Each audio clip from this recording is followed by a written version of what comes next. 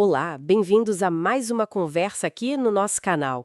Hoje, a gente vai analisar os números do primeiro trimestre de 2025 de uma empresa do agro. E o interessante é que ela está em recuperação judicial, né? Vamos usar o relatório trimestral, o ITR, para entender o que aconteceu. Exato. É um cenário bem específico. A recuperação judicial adiciona uma camada de complexidade a qualquer análise financeira. Pois é. Nosso objetivo hoje, então, é tentar extrair o essencial desse relatório, ver como foi o desempenho recente e quais estratégias a empresa diz que está usando para lidar com essa fase, digamos, turbulenta. Uhum, Ok, vamos lá. O período foi desafiador, isso fica claro logo de cara. sem dúvida. Comparando com o mesmo trimestre do ano passado, um T24, a receita líquida consolidada, bem, despencou. Caiu 79%. Foi para 341 milhões de reais. É uma queda muito forte. E eles mencionam os motivos, né? Sim, mencionam. Primeiro, não participaram da safrinha. Segundo, disseram que priorizaram rentabilidade, ou seja, venderam menos fertilizantes, que têm margem baixa. E, claro, a receita de grãos também caiu bastante, 78%. Uhum. Essa questão da safrinha e dos fertilizantes mostra uma decisão estratégica forte, né? Abrir mão de volume para tentar segurar a margem. Exato. E falando em margem, olha que curioso. O lucro bruto ajustado caiu muito, de 125 milhões para 28 milhões. Faz sentido com a receita caindo tanto. Sim, o valor absoluto caiu. Mas, percentualmente, a margem bruta ajustada, na verdade, melhorou um pouco. Subiu de 7,8% para 8,2%. Ah, isso é interessante. Principalmente no segmento de insumos. Ali a margem foi de 15,6% para 16,8%. Parece que a maior participação dos defensivos, que agora são 60,4% do mix, ajudou nisso. Exatamente. É o que a gente chama de mudança no mix de vendas. Eles venderam menos no geral, mas o que venderam teve, proporcionalmente, uma margem melhor.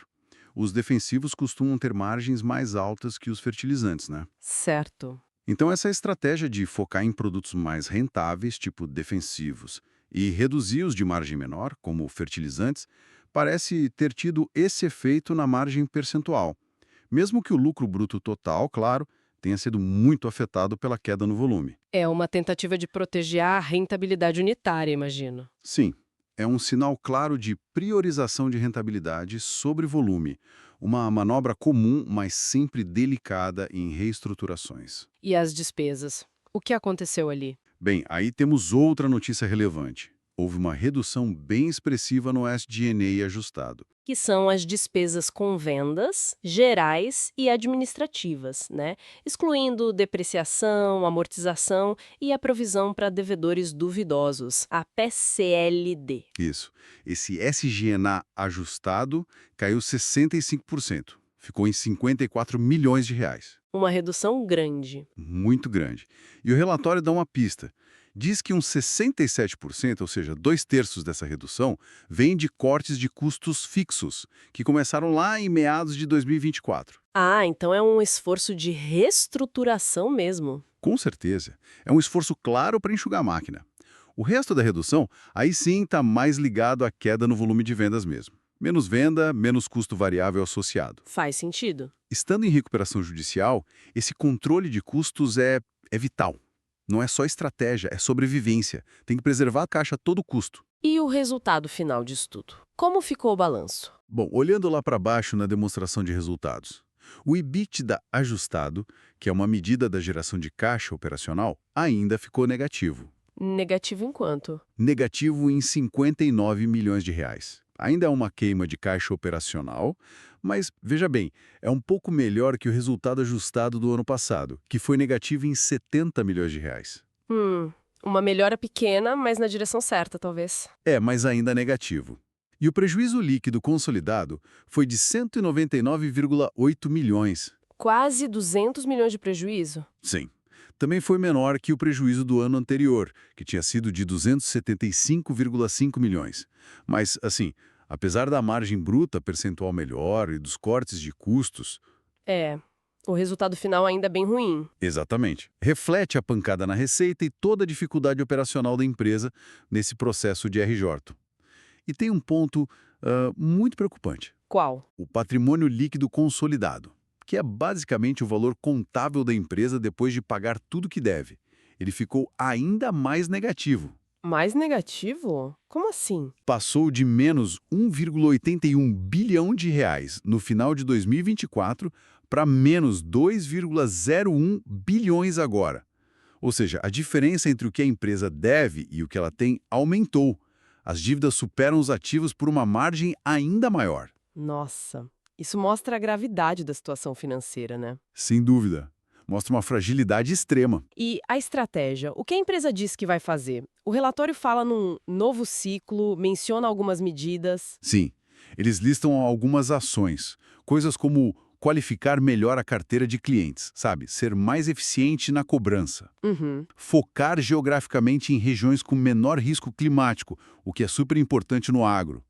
Gerenciar melhor os estoques e ser mais cuidadoso com onde colocar o dinheiro, a alocação de capital. E reforçam alguns valores, né? Vínculo com o produtor, gerar caixa, rentabilidade, venda sustentável. Falam em confiança na estratégia, na equipe, para ter uma empresa mais forte, preparada para o futuro. E usam a expressão de volta às raízes. Olha, se a gente conectar isso tudo, essas estratégias declaradas são basicamente respostas diretas aos problemas que eles mesmos e o setor têm enfrentado, certo? Preço de commodity volátil, clima adverso, o problema dos estoques caros que foram comprados antes, crédito mais difícil, inadimplência de produtor. Tudo isso pesa. Pesa muito. Então, o foco em eficiência, rentabilidade, gestão de risco seja climático, de crédito, de estoque, é tipo assim, o manual básico de uma reestruturação. Tem que fazer isso. E o retorno às raízes, o que pode significar? Pode indicar, talvez, uma simplificação das operações, sabe? Ou um foco renovado no negócio principal, no core business. Deixar de lado o que não é essencial. Entendi. Mas isso tudo levanta uma questão importante, né? Uma questão bem séria. Qual a capacidade real deles de executar essas mudanças todas? Que são complexas, exigem disciplina, às vezes até investimento. Uhum. Enquanto estão sob a pressão enorme da recuperação judicial. Exatamente. Com todas as restrições financeiras e a pressão que isso implica. É um desafio gigantesco. Então, para a gente resumir o que vimos, foi um trimestre de queda muito forte na receita, Brutal. mas com alguns sinais de ajuste na estratégia. Foco em margem percentual, corte forte de custos, mas a situação financeira continua, assim, muito delicada. Prejuízo, patrimônio líquido mais negativo ainda e a recuperação judicial em curso. Perfeito. O quadro é esse. Desafiador é pouco. E fica uma reflexão final, talvez. Acho que sim. Fica a pergunta. Como uma empresa que está numa situação tão frágil consegue equilibrar duas coisas que parecem opostas?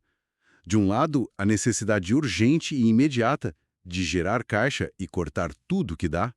A sobrevivência. E do outro lado, a tarefa que também é vital de reconstruir a confiança do mercado clientes, fornecedores, credores e, quem sabe, até investir em algumas dessas estratégias de longo prazo, como esse retorno às raízes que eles mencionam. É um equilíbrio muito difícil mesmo. Extremamente difícil.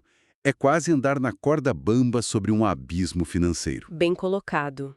Bom, agradecemos a quem nos acompanhou nesta análise detalhada dos resultados. Obrigado pela atenção. E se você gostou e quer continuar recebendo nossas conversas sobre diferentes temas e fontes, não se esqueça de se inscrever no canal, tá bem? Até a próxima!